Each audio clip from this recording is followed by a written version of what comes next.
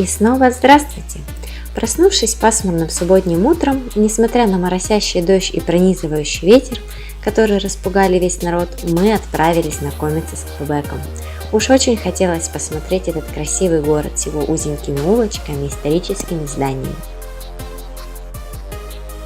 Итак, город Квебек – это не только столица провинции с одноименным названием, но и один из самых нетипичных городов североамериканского континента. Его особенность – это шарм старой Европы. Именно он как магнит притягивает толпы туристов в Квебек.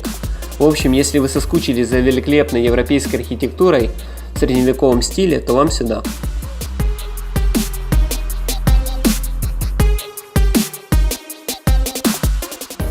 Старый город Квебека в 1985 году был провозглашен международным наследием ЮНЕСКО. И это неудивительно, архитектура действительно впечатляет.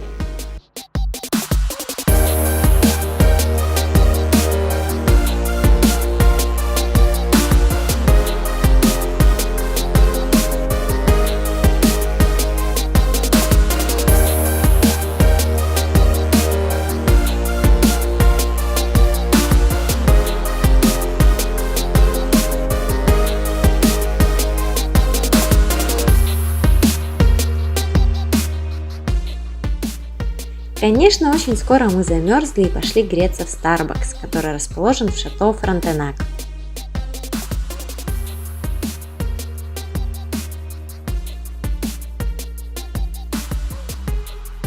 Здесь же расположен музей, куда мы, правда, не попали, но зато немного окунулись в историю, просто пройдя по этому коридорчику.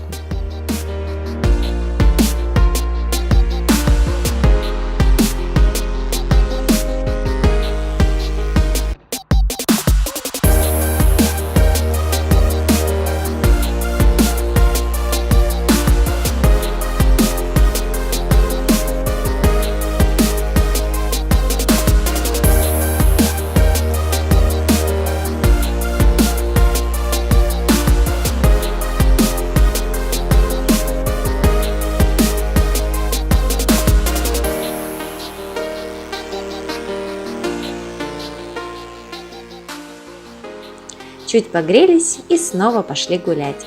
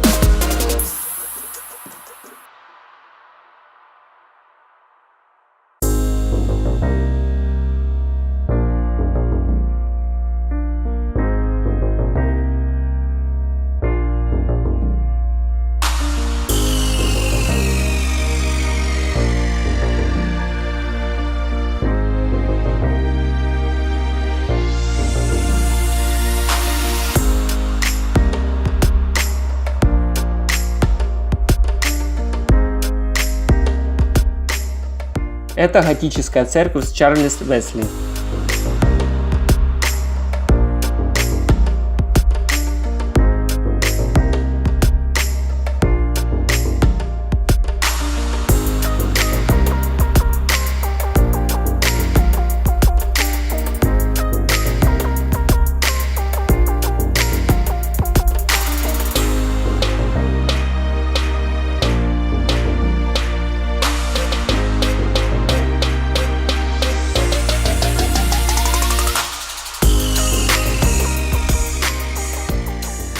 Нам старый Квебек своей архитектурой, узенькими улочками и красочными сувенирными лавками очень напомнил наш украинский город Львов. Сколько же здесь всякой всячины, аж глаза разбегаются.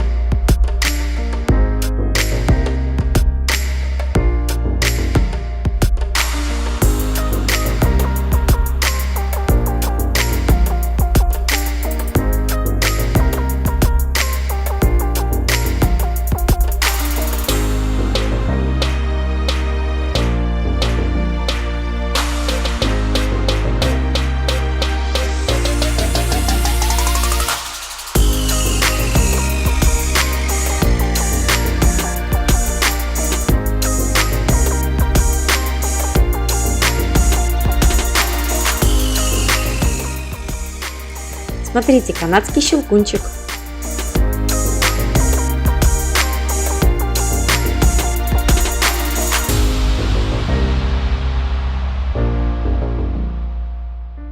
А вот этот магазинчик, где очень много натурального меха, держат индейцы. Здесь, конечно, все дорого, но очень интересно.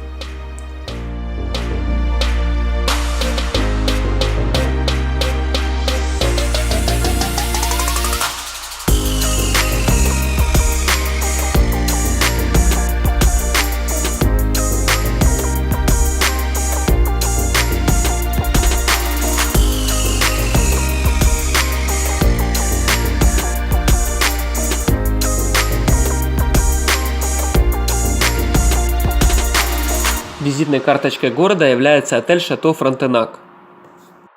Именно это здание украшает многие открытки и сувениры, связанные с Квебеком.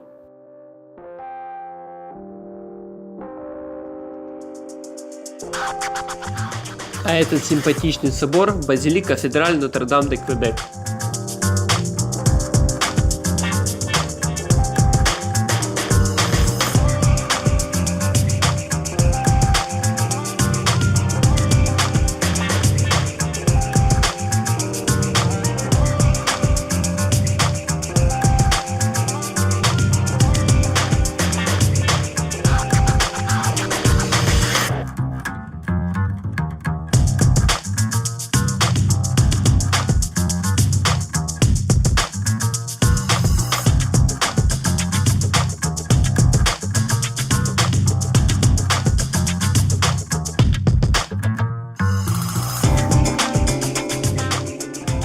Квебек – это не только туристический город, но еще и огромный порт с развитой промышленностью, что играет немаловажную роль не только для провинции, но и для всей Канады.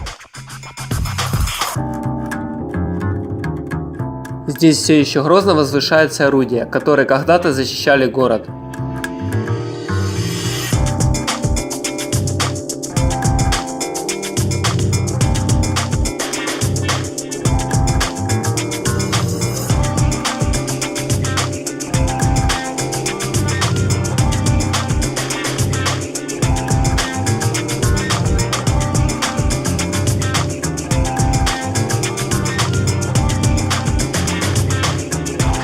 А пока вы смотрите на квебекские улочки, расскажу вам еще немного о городе.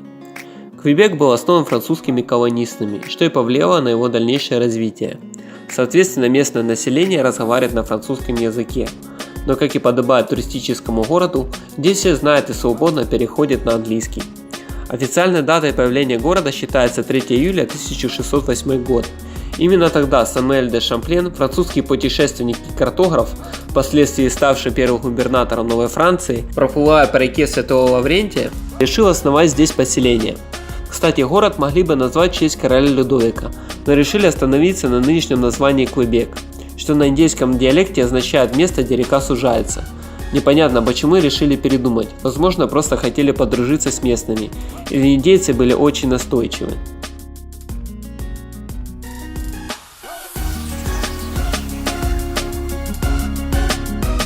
Исторические здания старого города плавно перетекают в современные строения из стекла и бетона.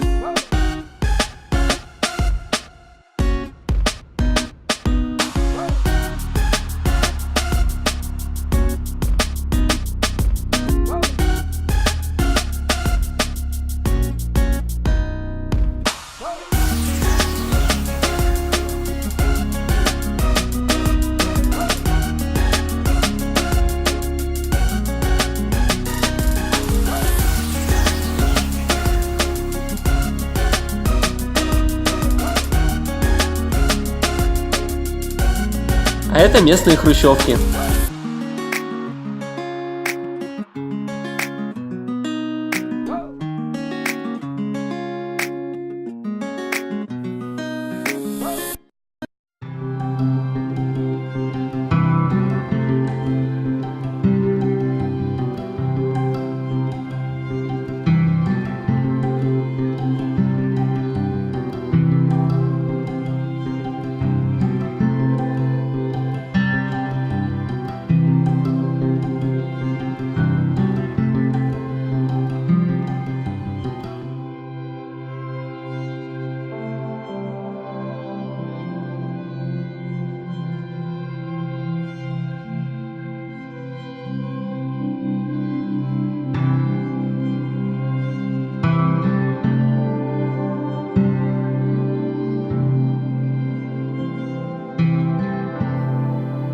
Вдоволь нагулявшись, мы решили подкрепиться. Для этого выбрали очень интересное заведение.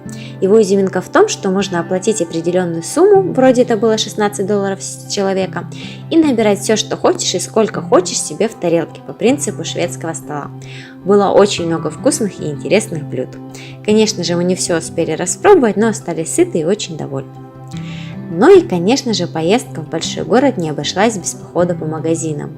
Мы посетили знаменитый Костко.